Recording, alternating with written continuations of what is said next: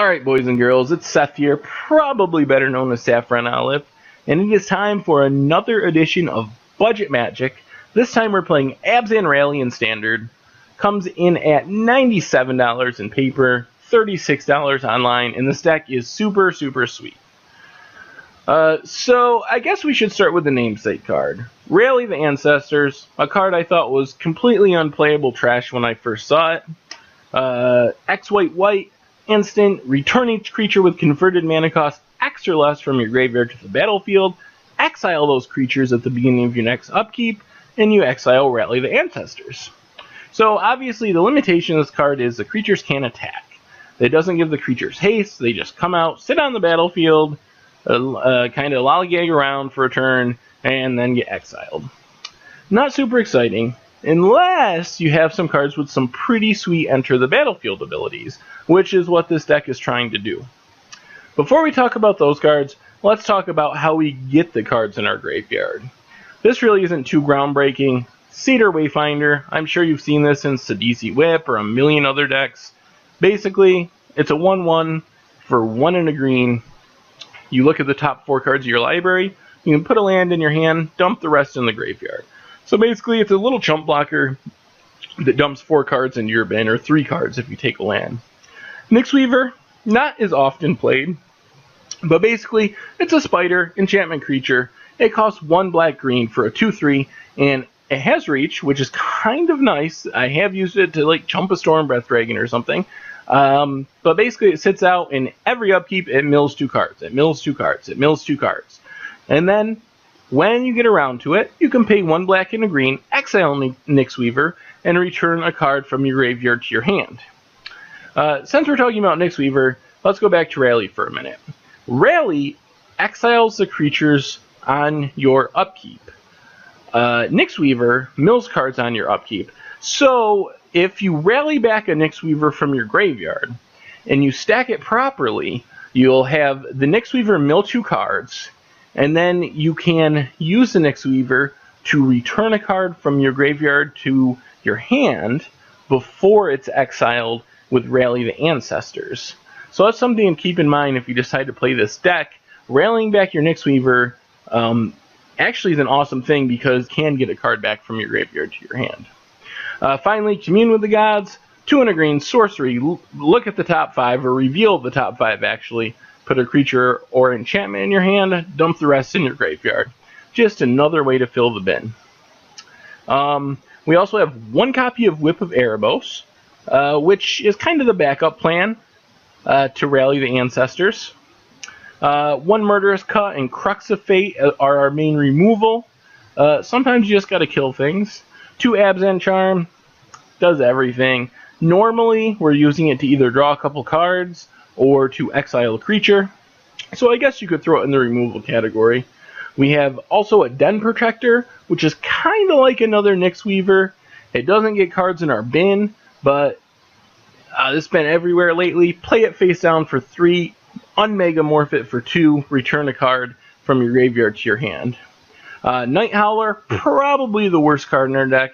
Kind of a no-bo with Rally, since Rally brings all the cards out of your graveyard, and Night Howler wants cards in your graveyard. I don't know what's better in its place, but this is the card I'm definitely most iffy on in this build. Corsair Crew Fix, Sylvan Caryatid, you know what they do. They've been doing it for a year and a half. They work well together. They don't really do anything essential to the engine of our deck, but they're just good value. They help us rally quicker. They keep us from flooding out, like just everything you want. They're so good. Sidisi is one of the most interesting cards in the deck. So basically, it's a new card. I'll read it off. 3 black for a 4/6 Death Touch that has it exploit, which means you can sack a creature when it enters the battlefield. And if you do, you get to Demonic Tutor, basically. You get to search your library for any card, put it in your hand, and shuffle.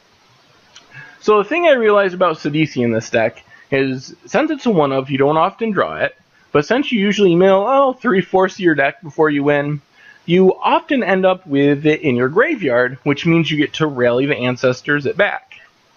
Which is excellent, because you can get back to Sidisi, sack something, and get another Rally the Ancestors to do it all over again next turn. See, when I first started playing this deck, I played it like I was playing, I don't know, Abzan Control or something. Sidisi would come back with a whole bunch of other creatures. I knew I was planning on using Sidisi to search for another Rally, and I would sack a Satyr Wayfinder. Nah, it's the worst creature. Might as well sack it. Then I realized the real power of Sidisi in this deck is you can sack it to himself, and unlike Whip of Erebos, when you whip back a card, no matter how it leaves the battlefield, it's exiled. With Rally the Ancestors, they only exile on your upkeep. So if a creature dies another way, it goes back into the graveyard. So you can Rally the Ancestors, get back a couple Wayfinders, a Nyxweaver, a Siege Rhino, a Sidisi. The thing to do is sack, usually, the Sidisi, use his exploit ability to get another Rally the Ancestors.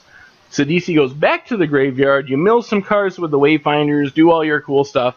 The next turn, you rally again. You get back to Sidisi, you sack it to himself. You get another Rally the Ancestors, you mill some more cards, and you do it over again. You can kind of create this loop with Sidisi in the deck, which can be pretty difficult to beat, actually. Yeah, and then this deck is fun. My record with it, not quite as good as Green-White Prowess, but it's really held up, as you'll see in the matches. It can compete against the real decks. The question I have for this deck is it better than just a normal whip deck? Like, it kind of feels like an Abzan whip deck. Is this better than just playing Hornet Queens and that kind of stuff and doing the normal whip strategy? I really don't know. But I can tell you, this is way more fun. You'll see it in the matches. You get to do some insane stuff. And I love piling up Gray Merchant triggers more than about anyone else. It's just, it feels good to play this deck. And the look on your face, like, this comes up a lot with these budget decks. But I talk about the look on your opponent's face factor. Like, when they think they're about to win, and all of a sudden you tap 7 mana, rally for 5, get back 15 creatures out of your graveyard, and they just die, sometimes even on your upkeep while you have 0 cards in your library. Like, it's an instant, so you can literally mill your entire library with Satyr Wayfinder, like, exile a Nyxweaver to get back a Rally the Ancestors, cast it on your upkeep 1 step before you draw that card that isn't there and die, and win on the spot.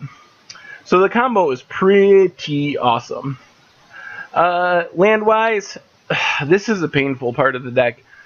To get the deck under the $100 range and still have it function in the way it's intended to, the biggest sacrifice was with the mana base. 4 Sandsep Sigils, those would be in there no matter what. That's not a budget choice. 4 Blossoming Sands, 4 Jungle Hollow. Those are most definitely a budget choice.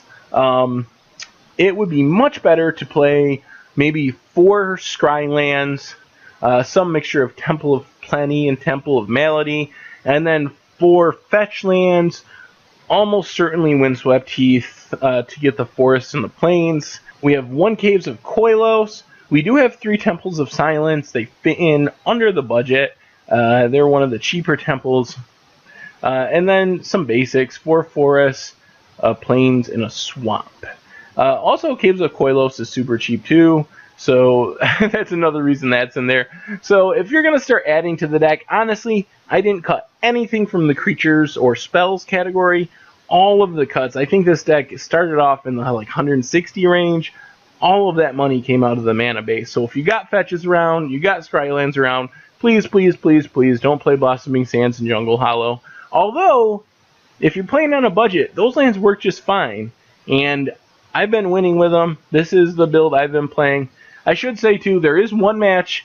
I started with 4 Windswept Heath in the deck, went into Magic Online to take them out, thought I took them out, but one somehow missed my deck change and stayed in the deck. So in one game, I do draw Windswept Heath. That was one of the first matches I recorded. As soon as I realized it was in the deck, I went back and took it out and made the build look exactly like this. So that was a mistake on my part, but I didn't really want to lose that entire match because it ended up being pretty sweet. Sideboard time for duress.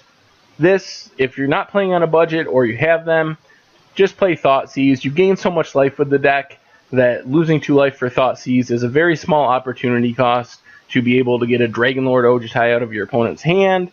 But Duress is a pretty good substitute, and it is very good against the control builds, which is sometimes where this deck struggles. Like, if they just counter your rallies, they can just grind you out sometimes. Arishan Clerics, 1 and a white for a 1/3. When it comes into play, it gains you 3 life. That is purely there for the mono red decks. That card is insane against them. They're playing all these like 1/2s and 2/2s, so that card just gains you 3 life and like stonewalls 90% of the creatures in their deck. So very impressed with that card in those matchups. Virulent Plague, that's there for the token matchups. You resolve this against like Jeskai tokens.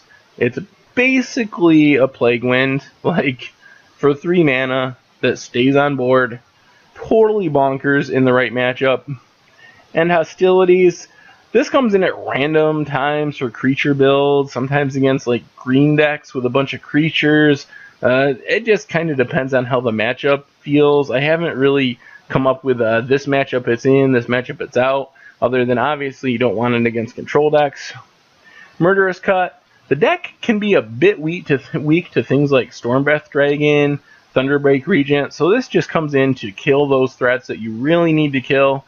Utter End, it's a catch-all, gets rid of Mastery of the Unseen, kills an annoying Nissa or whatever Planeswalker your opponent happens to have. So it comes in when your opponent just has that one permanent that you really don't want to lose to.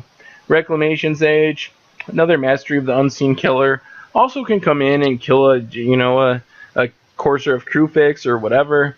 Archfiend of Depravity, this one is also sweet. This one comes in against token builds, against Green Devotion builds, anything with a lot of creatures. Because of the way Rally the Ancestors is formatted, you can rally back your Archfiend of Depravity. It lives till their end step. They have to sack all down to 2 creatures, and then you exile it on your upkeep. So it can be very powerful. I've definitely like 8 for 1 or 8 for 0'd my opponent by rallying this back from the graveyard. Anyway, we got 3 matches this week. I had a lot of fun playing it. Wish I could tell you my overall record. I don't completely remember. I think it's maybe in the like 10-5 range over the course of the week, counting matches played on camera and not on camera. So, I mean, it's competitive. The main problem I've had is it just being a little slow with so many tap lands. So, if you can improve the mana base, do it. But you can win with this deck exactly like it is. You can definitely take it to a F&M and do well. And people have been playing this deck, or similar decks, not this exact build, at GPs and stuff like this. I actually found the framework for this deck from a deck that finished 7th at one of the SCG States events a couple weeks ago. So you can go and fight against the big decks in the format and do well. Anyway, I hope you guys like watching these matches as much as I liked playing them. Another deck that's a ton of fun. And, oh yeah, one last quick thing on the way out. Last week, our deck was Green-White Prowess. It was like $170 in paper. Some people didn't think that qualified as budget. I honestly don't know what qualifies as budget. Is it cheaper than the average deck in the format? Is it our $7 Restore Balance deck? I don't know. So moving forward, we're going to split this series in 2. If a deck is under $100, a very arbitrary cutoff, which was suggested in the comments, and I think it's a good one, then it qualifies as Budget Magic. If a deck is over $100, we're going to do a new series, which we haven't really come up with a good name for yet. I'm not going to be playing Abzan Control or other like super tier 1 decks, Esper Dragons, so I'm going to stick to doing kind of weird decks that spike a tournament, or like tier 2 decks that are floating under the radar, along with the actual under $100 budget brews. The reason I bring this up is I suck at creating catchy titles. So if you have an idea for the over $100 part of our series, please leave it in the comments. If we like it, it could end up being the name of our new video series. focusing on the over $100 decks. Anyway, enjoy the videos, and I will see you next week.